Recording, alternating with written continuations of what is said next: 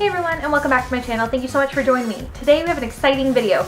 I'm recreating a Kristen Leanne tutorial. She did a tutorial using her Kaleidoscope Dream palette with Urban Decay. I jumped on this opportunity to recreate a look that she had posted actually on her Instagram page, and it was just stunning. I mean, like, take a look.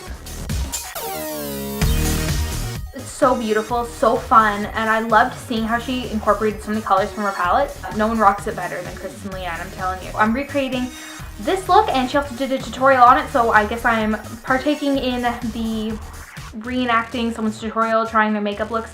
So I tried my best to recreate it. I did not have, and still do not have, all of the products that she used for it. I do have the key makeup product needed for the video, which is her Kaleidoscope Dream palette, so I managed to accomplish it with that. And you know what? Let's quit talking. I make my intros way too long, so let's get to the tutorial. So I'll see everyone later. Please subscribe, give this movie a thumbs up. Video a thumbs up, and I'll see everyone later. Bye. Alright, let's get started. So I've already done my brows and primed my eyes, so I went in with the Benefit Goof Proof Brow Pencil in the shade 3. As usual, I didn't hold it up right to camera, I'm sorry.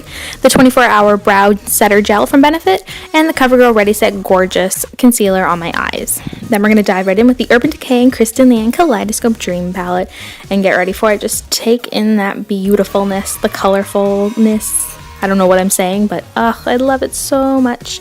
So we're going to jump in with the first shade, Lime Time. We're going to take the fluffy end of the dual-ended brush that came with this palette. And now that you're up close and personal with my eyes, we'll get right into it.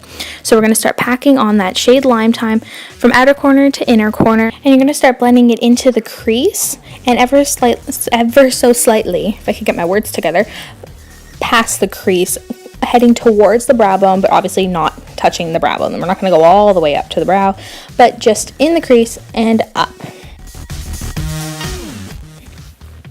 Then we're going to take the compact end of that brush that came with the palette, and we're going to take the shade LCW, and we're going to start stippling that into the inner corner of the eye and the outer corner of the eye.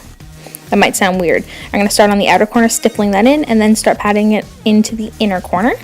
And then we're going to connect it in the crease. We're just trying to leave the center of the eyelid free of shadow because we're going to be putting a different color there. So my best advice is to start stippling it, then move it in circular motions and windshield wiper motions so you get the pigment, but it also is blended in with that nice green shade. Also remember, we're going to put it right into the inner corner of the eye. Usually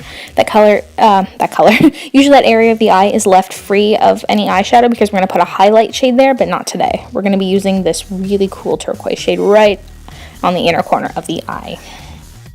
Then we're going to take this flat eyeshadow brush from Elizabeth Arden, and we're going to take the shade Spitfire. I'm going to pack that right onto the center of the eyelid where we haven't applied any shadow yet. We're going to start packing that on to get it really pigmented, and just make sure that it does in fact touch the shade LCW because you do want it to blend in ever so slightly with it. You don't want any harsh lines here. You start packing it on, slightly rubbing it in with the LCW shade just on the edges of the center of the eyelid, if that makes any sense. Then we're going to take the Crown Deluxe Precision Detail Brush, and we're going to take the shades Leo and Brixton, and we're going to start packing those colors on the inner corner of the eye. When you apply those two colors on top of any other eyeshadow, you get this really cool effect. It like lightens it, it brightens it. I can't really explain what it does, but it has a really cool effect on any eyeshadow. Then we're also going to apply it on the brow bone just underneath the arch and the tail.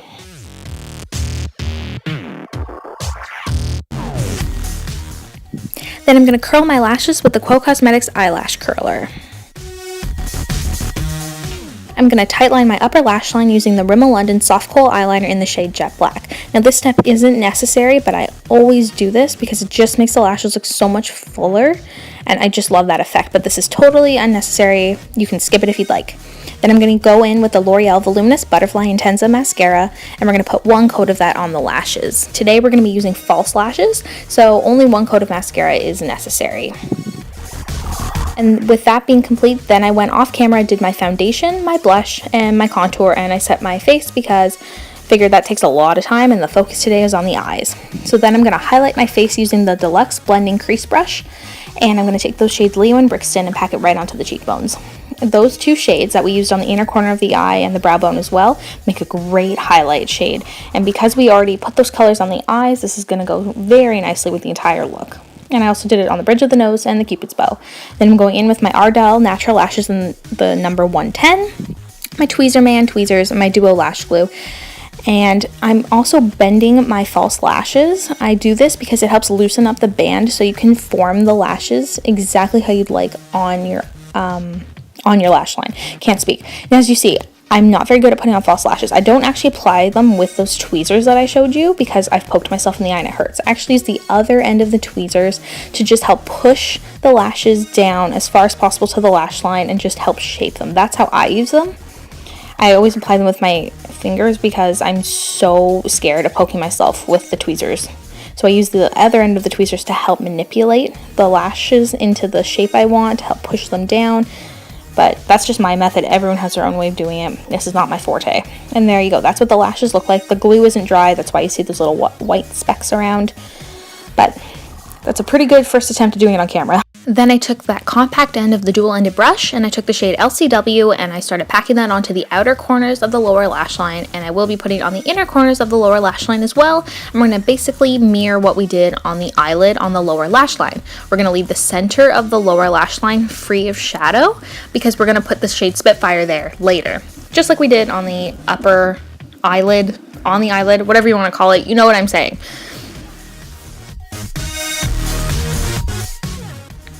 Then I went back in and took more of the shade LCW and started stippling that onto the outer corner of the eyelid, the crease, and the inner corner once again because I wanted the color just as pigmented as it was coming up on the lower lash line. I want this look to be very colorful, very intense, very in your face because it's so different, but it's so much fun.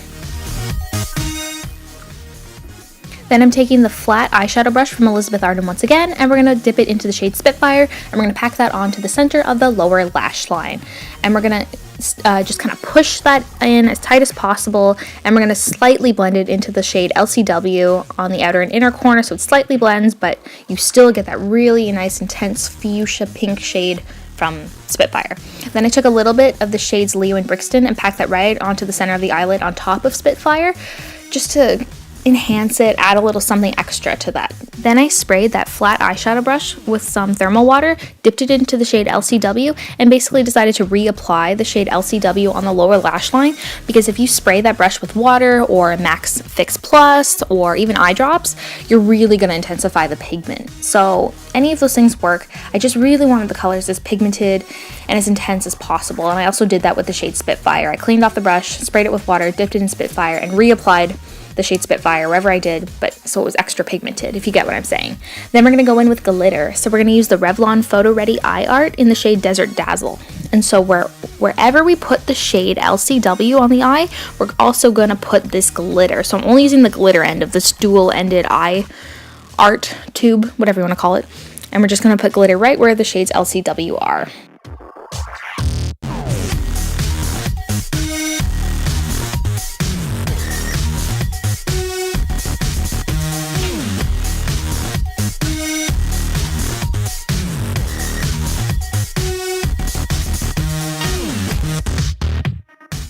You'll see I'm avoiding the crease for a reason, because if you get sparkles in the crease, it's going to settle in there. It's just going to be a mess and it's going to feel really uncomfortable. So just don't put it in the crease, but everywhere else you can put the glitter.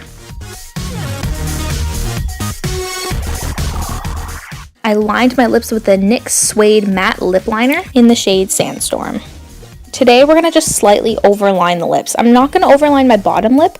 I'm only going to overline my upper lip just a little bit, because I remember Kristen Leanne saying she likes to overline her lips. So I figured, let's try it. We're going to go for a whole Kristen Leanne vibe today. Let's try it. It doesn't hurt.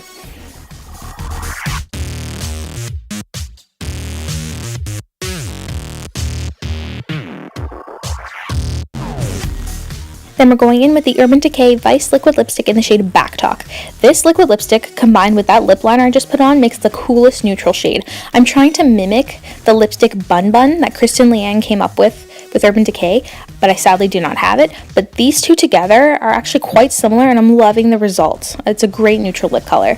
Then I took the shades Leo and Brixton on my finger, and I'm patting that onto the center of the lower lip and the center of the upper lip, because that's what Kristen Leanne did in her tutorial.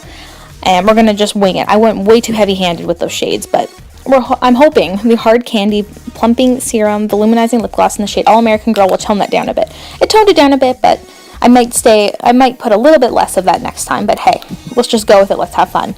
And there you have it. You've got your completed, colorful Kristen Leanne tutorial look. I love the color combination. This definitely is out of my comfort zone, but I'm so happy I tried it. It was so much fun, and I hope everyone enjoyed, and I hope it's not too hard to recreate. It was pretty easy to apply, so thank you for watching, and I'll see you later. Bye.